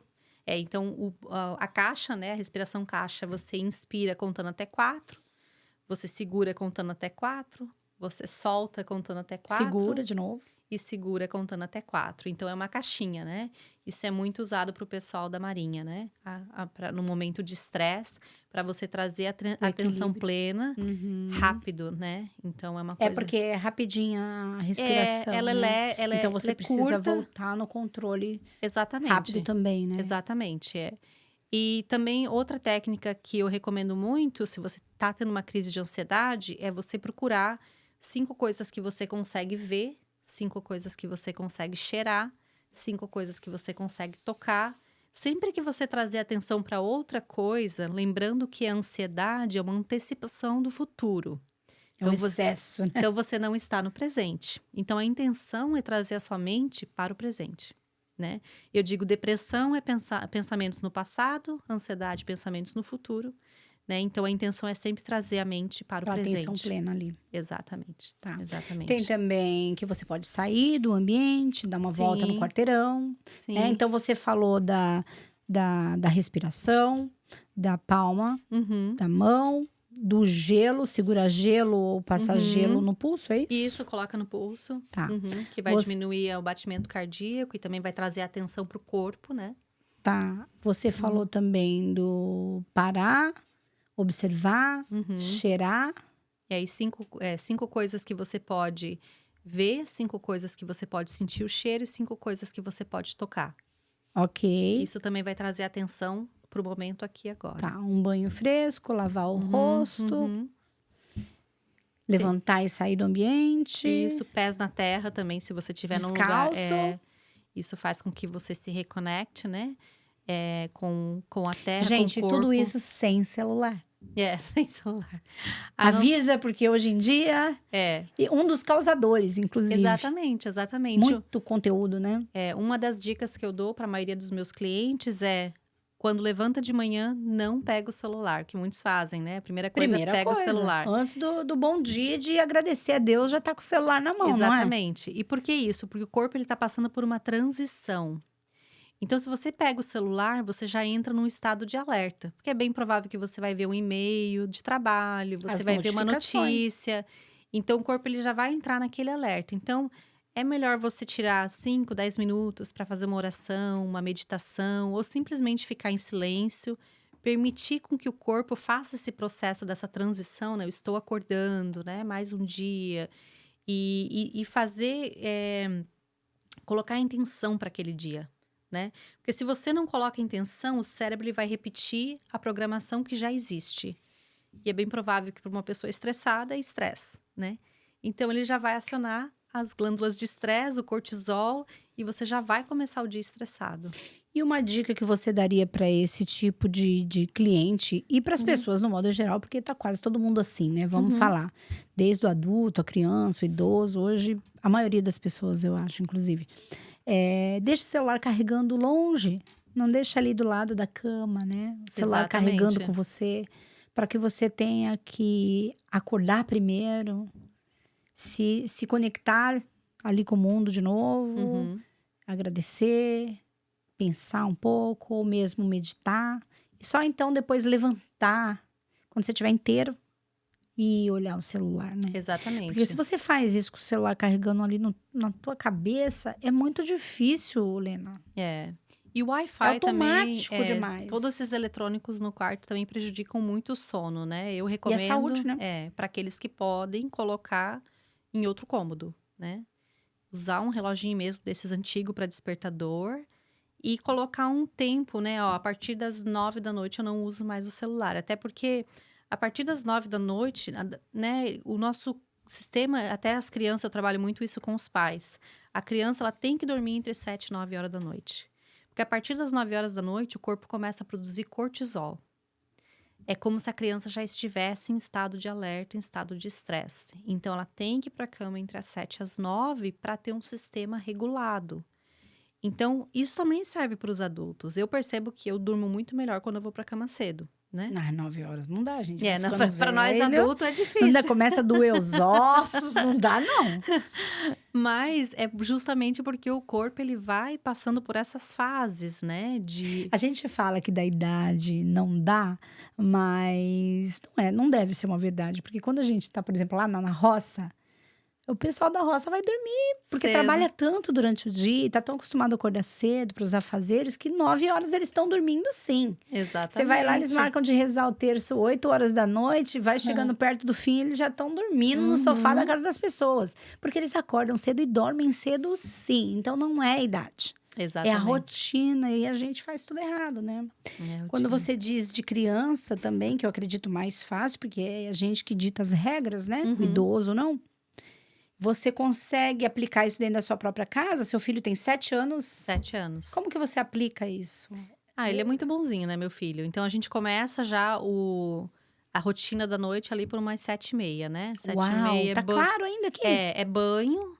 Aí, 8 horas, a gente já coloca o alarme de despertar, que daí ele sabe que ele tem 10 minutos, né? Pra ficar ali brincando, lendo uma história, que ele gosta de ficar na nossa cama ali, né? Brincando, contando história. Aí, quando o relógio desperta, ele vai escovar o dente. Aí, ele sabe que ele tem mais 2 minutos. É a rotina, né? Mais 2 minutos, daí ele vai pro quarto dele. Aí, a gente deita, ou eu ou o pai deita com ele. A gente lê uma história. Ali, 8h30, ele já tá dormindo. Mas e aí, o celular na vida dessa criança? Ele tem celular para as viagens. E ele usa o celular na sexta-feira. Ele pode usar o celular. Né? Só que a gente tem que estar sempre em cima. Porque se deixar, ele vai pegar o celular. E tão novinho, Vai né? pedir. Só que ali no Covid, realmente eu e meu marido, a gente se sentiu muito mal. Porque na escola da minha filha, eles pediram pra gente comprar celular na época do Covid, né? E a gente falou que não daria celular pra ela. Só que ela também é super controlada. Ela é adolescente, mas ela usa muito pouco celular. Hoje ela não é mais adolescente, né? Já é adulta. Deixa ela crescer, vai. Já é 20 adulta, né? anos, Ela quase. tem 17. 17. Só falta um aninho, daqui a pouco já é verdade, adulta. é verdade. Mas não tem redes sociais, né? A gente ainda não permite redes sociais. Que eu falei pra ela, a rede social é assim, ó. A partir do momento que você entra, não tem mais como você voltar atrás. Tudo que você colocou ali. Eu falei, então, o dia que você sentir que você tá preparada para lidar com o que tem nas redes sociais, você pode ter uma, mas eu não recomendo você ter uma agora, até porque ela tem tanta coisa na vida dela, assim, real acontecendo. De verdade. De verdade, eu falo ela assim. Ela tá no momento pleno aqui Exatamente. Na atenção plena da vida dela. É. O dia dela se divide como, Lena? Desculpa, porque 17 anos, uma adolescente, você falar isso, as pessoas não acreditam. Minha filha quase nem usa o celular. Primeiro que na escola não pode usar. Em casa ela só usa se for para mensagem ou para escola também. Não usa redes sociais, né? Como? Não, ela gosta de ler. A gente faz assim, ó, compra livro. Ela gosta de ler 3, 4 livros por semana. Então, é o que a gente incentiva. Ela tem uma biblioteca no quarto dela, na entrada do quarto dela, a gente fez uma biblioteca. E é o que a gente incentiva, livros. Ela gosta de costurar, a gente compra tecido para costurar. Ela gosta de pintar, a gente compra tinta para pintar. Né? Ocupar a cabeça com coisas que ela pode fazer. Ela produzir de verdade, Exatamente, né? produzir. Coisas reais. Porque daí assim ela não... O celular não chama atenção, entendeu? Não é atraente perto de tudo isso, Não é atraente perto de tudo isso. Ela tá tão envolvida dentro de uma realidade mesmo. Exatamente. Que o superficial... E assim, ela vai pra escola, ela chega em casa 4, 4h30 da tarde. Aí ela tem que fazer deveres, já é mais 2 horas de deveres. Aí ela desce pra jantar conosco. Ela vai tomar banho e já tá na hora de dormir. Ela te ajuda em casa? Ajuda, ela é vegana, então ela faz a comida dela, né? Você é vegana? Não, agora eu como, de vez em quando eu como carne. Sou bem sincera, eu sou do sul, né? Eu tô, eu sou uma mulher de fases. Pois é. Eu sou uma mulher de fases. Eles já iam te deserdar lá. Eu sou assim, eu fico sem 5 anos. Você dá um tempo, eu fico 5 anos sem comer carne. Você faz um detox. Exatamente, porque assim, eu realmente me sinto mal de comer carne. Por quê? Porque não gosto de matar os bichinhos.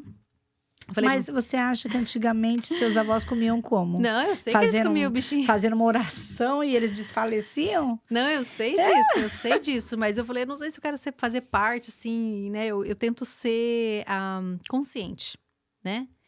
No tanto de carne que eu como. Então, assim, se eu... Igual agora...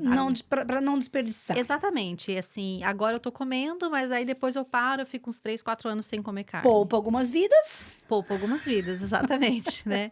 A minha filha optou por não comer mais. A gente fica com a sua parte. Exatamente. Muito obrigada. Meu marido, que ele adora, né? Adora uma carne. E por que ela desenvolveu essa ideia, né? Essa convicção de não querer carne? Eu acho porque a Onde você acha gente que surgiu? conversa muito sobre isso, né? E a gente. Pra ela deixar a parte dela pra vocês. Exatamente. E a gente conversou, a gente estava conversando um dia sobre essa questão do que o consumo da carne causa no planeta, né? Tem. Pouquinho, acho que tem. Tá. Então, ela falou, mãe, eu não sei se eu quero fazer parte disso, né? Tipo assim, me sentir que eu sou responsável de alguma forma para isso. Aí eu falei para ela, é uma responsabilidade muito grande, porque eu fui, né, vegana por 10, 15 anos, e eu falei assim, acaba sendo difícil quando você vai comer fora. Então, você tem que aprender a argumentar o seu ponto de vista, a se proteger de uma certa forma, porque às vezes você vai escutar comentários, às vezes você vai chegar na casa de alguém e não tem nada para você comer, e você tem que lidar com a situação de uma forma leve, né? E ela falou, não, eu entendo, e essa é uma escolha minha. Aí, assim que ela entrou no segundo grau, na high school, ela falou, não vou mais comer carne. E não comeu mesmo. Ela entrou e não comeu mais. Peraí, pega a jarra aqui. Deixa eu dar uma água aqui pro meu câmera aqui, que ele tá com sede. Tadinho. Pronto. Não pode passar sede, não. Foi uma escolha Entendi. dela, mas eu nunca forcei meus filhos assim nessa questão, assim, eu sempre Você falo. trouxe uma realidade, ela analisou, né? Exatamente. Mas isso foi discutido e ela optou por... Aí, quando ela começou... Quando ela parou? Eu ajudei... Quando ela começou high school, faz 3 anos. Aí, eu fiz com ela 2 anos. Eu voltei a comer carne há pouco tempo. Aí, eu fiz com ela 2 anos. Aí, eu falei, agora eu tô sentindo que meu corpo tava precisando um pouco. Então, assim, eu escuto muito o meu corpo. Quando eu sinto que o meu corpo tá precisando, aí eu Nossos como carne. ancestrais já se criaram dessa maneira, exatamente, né? Na época exatamente. paleolítica lá, Exatamente. ninguém comprava espaguete, né? Nem Kit Kat. O glúten faz muito mais mal do que a carne, pode ter certeza. Com certeza. O açúcar. Inclusive, não acho que a carne vai inflamar o organismo se ela for consumida de maneira correta, né? Não sei se eu tô falando besteira, né?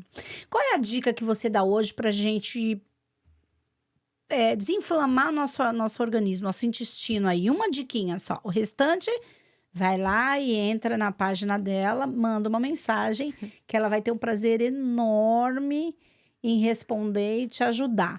O Com arroba certeza. dela, fala aqui, Lena.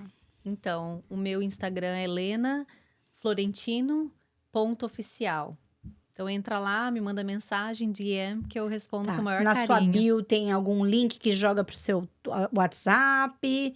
Tem lá como acessar o meu WhatsApp, a pessoa pode entrar em contato Vai ser um comigo. prazer atender a comunidade brasileira aqui nos Estados Unidos, também no Brasil, Com certeza, qualquer o maior lugar. prazer, qualquer lugar. Portugal, qualquer lugar. Sempre, né? sempre. E deixa uma diquinha pra gente aí, pra Vamos- gente ficar animado a te procurar. Se eu Porque puder... quem sabe seja bem fácil, a gente já fica animado. Tá bom, se eu pudesse deixar uma dica, que vou te falar que é uma coisa que eu acho que está conectada à maioria das doenças que a gente vê hoje, né?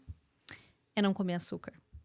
O açúcar branco é um grande veneno na nossa sociedade. Um dos maiores males, você acha? Um dos maiores males. Pro intestino. Pro intestino. O açúcar branco. E na época paleolítica mesmo, ninguém fazia açúcar pros outros comer, né, Lena? Se eu fosse dar a segunda dica, é o glúten, né?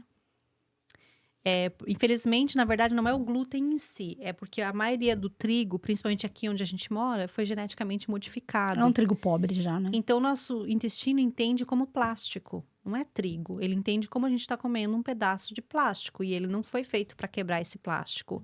Agora, se você comer uma farinha vinda lá das montanhas da Itália, é bem provável que você não tenha nenhum problema em digerir esse glúten. Porque não é o glúten em si. É a modificação que foi feita. Isso Não vale... é a farinha de verdade que você tá falando.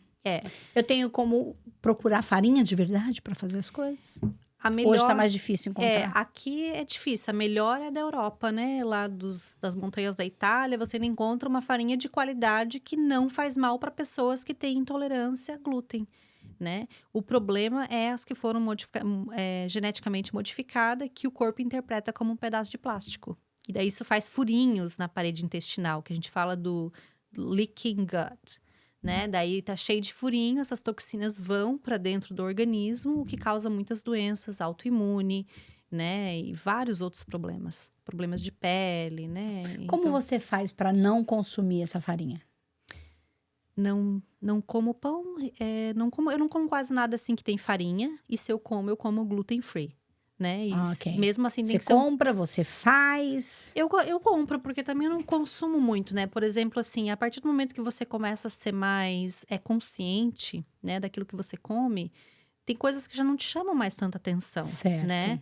Igual de manhã eu como um abacate, né? Come uma maçã cozida. Maçã cozida ela tem que ser cozida. Ela é um excelente medicamento para o intestino. Como que você faz esse processo? Você corta ela em fatiazinha, descasca, Ok. corta em fatias. Sem a casca? Sem a casca. Cozinha ela, porque a gente quer eliminar todos os agrotóxicos, Tá. né? Cozinha ela com um pauzinho de canela e um cravo Na água, na água, de manhã. de manhã. É um ótimo café da manhã, Vai dar uma limpada. um santo remédio pro intestino, mas ela tem que ser cozida. Porque a maçã Quanto crua, tempo você deixa? uns 10 minutinhos, se você estiver fazendo uma maçãzinha só, né? Tipo Sem ela açúcar. naquele ponto de fazer tortinha, né? Isso, exatamente. As crianças gostam. Ali já quero abrir uma massa de pastel, já quero colocar já- no meio. Já fazer uma tortinha, já fritar, botar um açúcar em cima. Ai, com canelinha. Com canela. Ai, meu Deus. Por que Porque que a é gente tão foi bom, criado né? assim. Que difícil isso. Porque a gente não foi criado dessa maneira. A gente não foi criado para pensar assim. Então, é se realmente reprogramar a vida, né, Helena? Exatamente. Mas é o sacrifício que a gente tem que fazer e custa a nossa saúde. Então, tudo vale a pena.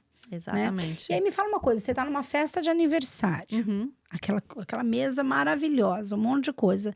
Pelo menos uma vez na vida você não come? Porque aquilo não vai fazer nenhuma diferença na Daí sua vida, come, né? você pode comer com moderação. O que eu digo? Usa a fórmula do 8-20, né? 80-20. Então, são 100%, né, total. 80% você come bem. E eu faço na minha casa. Exatamente. Porque eu tenho como administrar isso e optar pelo que eu não quero, ok? Exatamente. Agora, quando eu saio na rua, eu sou os 20%. Exatamente. Aí eu desengano, porque senão eu também não vivo. Exatamente, porque também eu digo assim, ó. Eu até aprendi isso com o Dr. Joe Dispenza, né? Ele fala assim, nos eventos dele, a comida é normal. Não tem essa restrição, né? A maioria dos eventos de mindfulness, neurociência, há uma restrição na questão da alimentação. No dele, não. E eu fiquei impressionada. Ele falou, por que eu faço isso? Porque se eu falar para você não comer, mesmo que você vá comer saudável, você vai comer com medo. Então, o medo vai tirar toda a parte boa do evento, entendeu? Porque o pensamento, ele é muito mais forte do que a ação. O cérebro, ele não sabe distinguir um pensamento do que realmente está acontecendo. Então, se eu for lá comer um bolo e me sentir culpada, é melhor eu não comer. Porque a culpa, ela vai fazer muito mais mal para mim do que o bolo. Se eu não comer e ficar com raiva, a raiva vai me fazer muito mais mal do que o bolo. Então, fecha o olho e come, você tá dentro dos seus 20%, seja feliz. Então, é pensar, hoje é meus 20%, eu vou comer uma pizza e vou comer com gosto, porque eu mereço. Mas eu não preciso comer pizza todo dia. Você sabe que no Brasil, eu me policiei muito em relação a isso. Na semana, eu falava assim, eu vou comer bastante legume, verdura, carne. Agora, no final de semana, eu não quero nem saber onde eu vou. Se tiver um pão caseiro, eu como. Se tiver uma pizza, eu como. É isso aí. Eu vou ser feliz. E eu conseguia fazer isso, Uhum. sabe? Exatamente. Eu quero um snack. Vou fazer uma pipoca. Vou fazer, tipo, um cuscuz, assim, sabe? Mas pão, de jeito nenhum. Exatamente. Eu não como muito pão hoje mesmo. E café da manhã com pão não faz parte da minha realidade. Mas, graças a Deus, eu consegui me educar em relação a isso aí. Que bom. Mas se eu vou para algum lugar, igual, por exemplo, olha, tem um café aqui. Costa Café mandou uma mesa maravilhosa pra gente. Você viu que eu como e como feliz, de olho fechado. É isso porque aí. é os meus 20%. E então não tem como aquele cheiro, a qualidade dele, o carinho dele nas coisas que ele faz, não tem como a gente fugir. E é por isso que eu me educo os outros dias. Exatamente. Esse é o caminho. Não. Equilíbrio, né? Equilíbrio. Eu sempre digo, o caminho da felicidade, do bem-estar é o equilíbrio. Não pode ser nem de mais nem de menos. Extremo, né? Porque senão a questão mental, ela vai fazer mais mal do que o que realmente está acontecendo em volta da pessoa, ali na atitude que a pessoa está tomando, né? Ela vai fazer muito mais mal. Porque tudo começa na mente. Sim. Então, se no 80% do tempo você tá conseguindo administrar bem, o dia que você encontrar aquele sonho, come mesmo, É né, isso Helena? aí. É isso aí. E come com vontade, né? Que tem aquela questão também, a memória infantil, a nostalgia. Isso faz bem. Isso faz bem. E não é exatamente. né? Traz alegria, né? Não é só um Exatamente. sonho, é uma alegria que você está consumindo. É igual a gente no sul com sagu, né? Meu marido diz, eu nunca vi nada igual. Fala sagu, o povo do sul chora. É, por que essa cultura? Porque é coisa que a gente comia na infância, né? Verdade. Mas o que que é? É porque é no sul ou porque a colônia alemã já trouxe isso, era deles? Ou foi desenvolvido lá no sul? Eu acho que é uma sobremesa do sul. Do sul Do mesmo. sul. É a sobremesa típica do sul. Todo restaurante típico do sul que você vai ter sagu. Toda casa vai ter sagu. Meus filhos cresceram comendo sagu. Minha filha amava. Todo mês ela pedia pro pai comprar sagu. E o pai sempre fez sagu para ela. Tem o sagu que é aquele de gosto de fruta. Aham. Tem o sagu que é feito com vinho tinto, Aham. se eu não me engano. Tem um sagu que a minha tia fazia, que assim, tipo, levou a receita com ela e que eu guardo aqui essa memória afetiva, que era um sagu branco, Ai, eu de que ela leite. fazia com leite, leite de coco, se eu não me engano, ou um Ah, creme. muito Eu gostoso, não aham. lembro, não consegui pegar essa receita. Que Mas esses delícia. 3 eu conhecia. Tem mais algum? Não, o mais típico no sul é o de vinho, com creme de baunilha. E o branco, que é o feito de leite. Vinho com creme de baunilha. Ah. Agora eu lembrei. Dona Janete de Curitiba fez esse sagu pra gente. E com todo o carinho do mundo, ela só não fez como ela fez questão de servir da forma que eles consomem lá em Curitiba. E era um sagu de vinho com esse creme. E é gostoso, né? Maravilhoso. Só não é tão bom porque ela não trouxe outra vez. É Um verdade. beijo, dona Janete, saudade. Ai, que legal. Que legal. Verdade, você falou isso e ela trouxe isso aqui em casa, fez questão de servir todo o Que ritualzinho, delícia. o creme separadinho. Uhum. Meu marido Então falou... é de lá. É de lá. Meu marido falou, eu acho a coisa mais engraçada. Você fala a palavra sagu, você sabe exatamente quem é do sul. Ele chegou a chorar. Meu Deus, sagu. E o que ele achou? Tem gente que não gosta, fala, nossa, Ele isso aí não- parece ovo de peixe. Ele não é muito fã. Ele não é Por muito causa da fã. aparência, da textura, Ele o que falou você que acha? não acha que é uma coisa tão saborosa, mas é porque nós temos a memória afetiva. Tem De comer na fãs. casa da avó, de comer na casa da tia, de comer em todas as festas. É a memória afetiva. Como assim as crianças comiam sagu de vinho? Que família é essa? Ah, mas aí quando você cozinha ali, eles dizem que o álcool evapora, né? Não sei se é verdade. Vamos acreditar, né? Já criava as crianças tudo chapadas. Tudo tomando vinho, é. Que legal, Mas na cultura né? alemã e italiana, eles dão mesmo bebida para as crianças pequenas. Já começa de pequeno, Verdade, o vinho, né? né? E você tem saudade de tudo isso? A sua memória afetiva, ela mexe muito com você mesmo vivendo aqui 20 anos, Lena? Ah, mexe. Até uns 6 meses, eu acho que atrás, eu juntei todas as mulheres de Joinville e a gente fez uma festa lá na fazenda em Júpiter, num lugar que eu faço eventos. E nossa, como foi bom! Eles falando dos lugares onde a gente dançava, dos bailes e cantando as músicas típicas de Joinville. A gente fez um monte de brincadeira. Eu falei, nossa, como a gente sente falta disso, né? Parecia assim que eu tava na casa da minha avó, minhas tia rindo lá no fundo, contando bobiça, porque daí é aquele sotaque de Joinville, falando as brincadeiras de Joinville, né? As mulheradas pularam tudo em cima das caminhonetes, fomos lá ver os cavalos, assim. Parecia que eu tava na casa da avó. A gente sente falta disso, né? E essa saudade que você sente vai te levar a fazer o quê? Vou voltar pro Brasil. Vai mesmo. Vou voltar pro Brasil. Curtir ainda os meus avós que estão com vida, 20 né? anos aqui, muito feliz. Muito feliz. Foram bem-sucedidos, muito grata, porque construiu a história da sua família aqui, inclusive. Com certeza. Profissionalmente se realizou, mas a conexão tá lá, A conexão tá lá. suas raízes. Exatamente. Você acha que lá você vai voltar a ser inteira? Ou aqui você se sente inteira? Eu me sinto inteira aqui, mas eu senti que quando eu saí do Brasil a primeira vez, eu saí com um pouquinho de tristeza no coração. Eu acho que porque eu me senti negligenciada pelo sistema de saúde. Que eu não conseguia encontrar resposta, quando tinha resposta não tinha tratamento. Então eu me senti assim negligenciada. Mas curioso isso que você fala, porque reza a lenda que os Estados Unidos é péssimo para atendimento de saúde, Uhum. de tratamento. de hospitais, exames, os valores exorbitantes. Como que você sai de um Brasil do SUS e vem para esse país tentar tratamento, então? Tentar acolhimento, se tratar. Como assim? Eu Não não. é um pouco contraditório? É porque assim, eu acho que também tinha muito a ver com a época, né? Quando eu fui diagnosticada a primeira vez, eu tive um tipo de psoríase, a artrite psoriática muito grave, eu tinha apenas 13 anos. Naquela época não. Artrite? Artrite psoriática e psoríase. O que que é isso? É problema de pele? É, a psoríase, ela dá umas manchas na pele e cai a pele, assim, né? Pelo menos o meu era bem grave, caía a pele inteira. Fica machucada? Fica machucada. Tá, é. eu tenho amigos assim que tem. É, e a artrite psoriática, ela dá nas juntas, ela deforma as juntas, dá uma inflamação nas juntas. Então, eu fui diagnosticada com 13 anos e na Criança? época, não tinha tratamento para criança.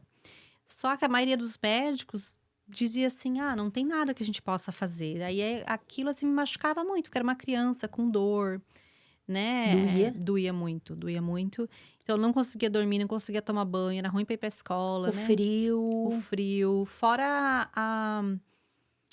como é que fala no Brasil? O preconceito, né? O preconceito, porque era uma coisa visível, caía toda a pele, era uma coisa muito feia de olhar.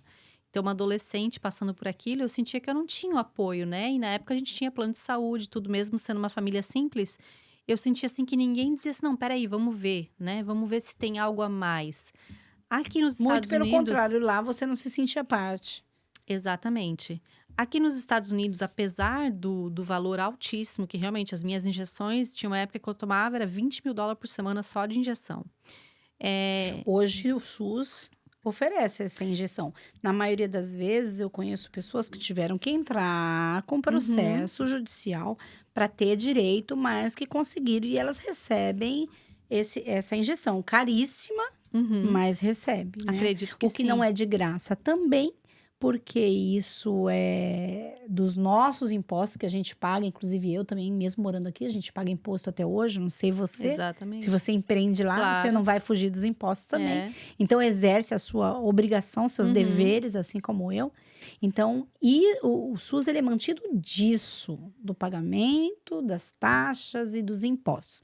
Não tem nada de graça. Então, quando você vai em busca e recebe atendimento, nada mais do que justo. Porque estão pagando e estão pagando bem caro por isso, né? Exatamente. A gente fala, o SUS é exatamente. de graça. Não, não é de graça, não. Alguém tem que pagar, né? Com certeza, a gente paga e paga muito. Então, eu acho que também foi a época, né? Aqui eu encontrei mais possibilidades. Claro que já faz 7 anos que eu Mesmo não... sendo uma imigrante brasileira. Mesmo sendo imigrante brasileira, até porque eu sempre tive plano de saúde, né? Sempre contribuí, sempre paguei o plano de saúde. Mas as possibilidades eram maiores, porque a maioria dos remédios vem daqui, né? Então, eu sempre estava na fila ali para receber o primeiro remédio que saísse, eu sempre estava na frente, né? Eles me colocaram num grupo de estudos na UConn, que é a Universidade de Connecticut. Então, os médicos que desenvolviam remédios sempre me colocavam como primeira para receber, né? Porque meu corpo ele tinha uma tolerância bem pequena para os medicamentos. Por exemplo, durava 1 ano, daí já não funcionava mais. Aí tinha que ser outro, e assim por diante. Que organismo inteligente, hein? Cara, eu digo pro meu marido que eu sou uma mulher muito cara, mas graças a Deus já faz mais de 7 anos que eu não tomo medicamento algum. Isso né? tem cura ou tem controle? Só esclarece pra gente. Eu me considero curada, né? Para os médicos não existe cura, né? Para os médicos existe uma remissão, né? Então não existe a cura. Mas, mesmo contra a vontade dos médicos, eu parei os medicamentos, que eles também não recomendam, né? Porque depois que você começa os medicamentos, a chance de você parar é muito pequena, porque é uma doença que não tem cura. Mas eu me considero curada. Eu me considero curada. Amém. Amém. Eu acredito que a cura é possível. E se você voltar para o Brasil, você pode ter certeza que tem os meios de você continuar fazendo esse acompanhamento lá, sim. Com certeza, com certeza. Né? É o mínimo, né? Você é uma cidadã brasileira. Com certeza. É o seu direito também, né? Com certeza, sem dúvida algumas. Tá. Eu acho que foi a época mesmo. Mas eu lembro, assim, do sentimento de sair com o coração ferido. Então, eu acho que a volta ao Brasil... Negligenciada, né? É igual as pessoas falam assim, nossa, mas você não tem o direito de falar isso porque você saiu, abandonou o Brasil. Não, eu fui abandonada pelo Brasil. Esse foi um dos motivos que me deram força e me deixaram sem saída, eu tive que buscar outro caminho. Uhum. Então a gente foi negligenciado primeiro, né, Helena? É. Mas hoje em dia, eu vejo também o retorno como um processo de cura, né? De poder olhar agora para o Brasil com outros olhos, de que não foi o Brasil que me feriu, né? E sim foi as circunstâncias. O sistema, né? O sistema, tudo aquilo tinha que acontecer para que eu viesse para cá, para que eu fizesse o que eu fiz, para depois eu voltar. Então, assim, hoje em dia eu vejo que tinha um propósito maior, né? Então, eu não vejo mais como, o Brasil me decepcionou, me feriu. E sim, aquilo tinha que acontecer, né? Por uma razão. E eu sobrevivi, Eu né? sobrevivi, hoje eu volto com outra mentalidade. Outro olhar, né? Com outro olhar, né? Do que, como eu posso Vai contribuir. dar mais uma chance, né? Com certeza. Com o mesmo olhar que eu vim pra cá, porque eu sempre pensava, eu acredito que quando você abraça um país ou uma comunidade indiferente, você tem o dever de contribuir. Então, eu vim pra cá, eu contribuí, eu aproveitei também, vivi. E agora eu penso, como que eu posso contribuir, né? Novamente no meu país, né? Para as minhas pessoas, para os meus conterrâneos, né? Como é que eu posso fazer aquela região melhor, né? Eu acho que todo lugar que a gente está, a gente tem que tentar fazer aquele lugar um pouquinho melhor. É, com certeza, né? Deixar a nossa marca ali. Exatamente. Essa corrente do bem que você falou, né? É. Olena, você citou a parte do seu marido, que quando você chegou ele já estava aqui, a vida dele já estava acontecendo, então ele veio muito mais novo, assim, que você, e tá aqui Sim. há mais tempo, né? Qual o argumento que você conseguiu, que você usou para conseguir convencer esse quase americano voltar para o Brasil e ainda para o sul, que não tem nada a ver de onde ele veio, né?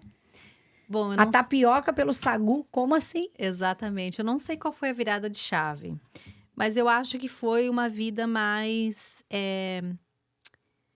voltada ao bem-estar, menos estresse, mais qualidade de vida. Quando a gente falou o que a gente quer daqui para frente, a gente já conseguiu tudo que a gente queria até aqui. O que a gente quer daqui para frente agora, nessa nova fase da nossa vida, depois dos 40?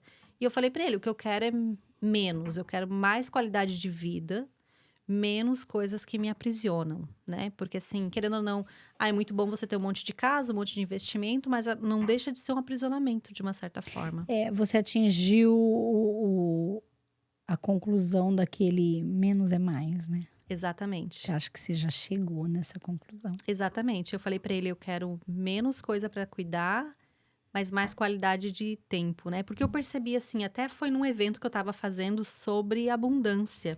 Falei, o que é abundância para mim? Eu tava perguntando para as clientes, mas na minha cabeça eu tava respondendo, né? O que é abundância para mim? Eu falei, abundância para mim é ter tempo para fazer aquilo que eu gosto. E foi isso que eu falei pro meu marido. Eu falei, eu quero ter tempo e saúde para fazer as coisas que eu gosto. Eu gosto de ajudar pessoas, eu gosto de fazer trabalho missionário, eu gosto de abrir organizações que vai fazer Você quer se doar mais, né? o mundo melhor. Você quer ter mais tempo. Mas né? eu não quero estar dependendo de fazer uma coisa que eu tenho que ganhar dinheiro para poder fazer. Para manter aquilo, Exatamente. né? Eu quero poder fazer sem me preocupar com o dinheiro. Aí meu marido falou, aqui a gente nunca vai poder fazer isso. Eu falei, então vamos embora pro Brasil. Eu falei, vamos abrir um projeto lá. E aí foi onde que ele... Quando eu mostrei para ele a Serra Catarinense, aí ele se empolgou. Foi amor. Não tem como se apaixonar, Exatamente. né? Ele falou, não, realmente, se Que fosse pra proposta mim... mais indecente. né? Ele falou, se fosse pra mim me mudar, eu só me mudaria. Você levou ele pro Brasil? Sim, ele Apresentou ama, Santa Catarina? ele ama Santa Catarina. Ele falou que é o lugar que deu certo, né? O lugar que deu certo. No Brasil, né? No Brasil. Porque, assim, além da infraestrutura... Joinville. Eu sou de Joinville, né? Mas a gente vai se mudar para a região de Florianópolis, que é a serra ali, né? No Alfredo Wagner. E ele falou assim, porque assim, o Brasil tem infraestrutura. Tem muita coisa boa. Só que uma das coisas que ele mais preza é a segurança, né? Que é uma coisa que aqui a gente tem, né? Tipo, Porque a gente acostuma viver assim aqui, né? A gente acostuma, exatamente. E a gente acaba sendo um alvo fácil, né? Porque a gente, igual eu, raramente fecho meu carro, sempre esqueço de fechar a porta, nem lembro onde é que tá a chave da minha casa. Então, essas coisas pequenas, né? Que ele Começando que nem muro deve ter na tua casa, né? Exatamente, não tem muro. Então, assim, a gente tá mal acostumado. E ele fala assim, uma coisa que eu não abro mão é a segurança, né? Então, ele realmente se sente muito seguro no sul, né? todo mundo se conhece, na vilazinha que a gente vai morar, todo mundo sabe quem é todo mundo, né? Tanto que tu nunca fala o endereço, isso a gente tá tentando aprender. Tu fala assim, ó, tu vai até a casa do João, aí tu vira pra casa do seu Zé, aí tu dobra E lá na mercearia tal, você... Exatamente, ninguém sabe endereço de nada, É, né? Porque todo mundo se conhece, é. né? E um ajuda o outro. A gente teve até um episódio que a gente tinha que plantar grama lá nas terras que a gente comprou, só que a gente não tinha gente suficiente. Aí a gente falou, pô, se a gente pode contratar as pessoas. Aí o meu funcionário falou, não, eu dou um jeito. Ele trouxe a tia, o vô, o vizinho, a filha, botaram criança deitada lá brincando e fizeram um cafezão e veio a cidade inteira para ajudar, porque a gente tinha que plantar toda a grama num dia só para não morrer. E todo mundo foi ajudar, né? Era muita terra para plantar, era muita grama para plantar e tinha pessoa idosa, tinha pessoa jovem. E aí a gente falou, é isso que a gente quer daqui para frente, né? É isso que a gente quer. A gente quer fazer parte de uma comunidade, a gente quer ter tempo para... Ou seja, lá, para eles, você não é só um número, um social security. Você não é isso. Lá você é alguém. Você Exatamente. sonha, você planeja, você precisa concretizar. Exatamente. Não é? E todo mundo abraça o seu sonho. Olha isso. Exatamente. Se não fosse as pessoas, né? A gente não ia conseguir alavancar os projetos à distância, né? Mas as pessoas abraçam mesmo o projeto como se fosse deles, né? Tá. E vocês acompanham isso de longe, sempre que pode?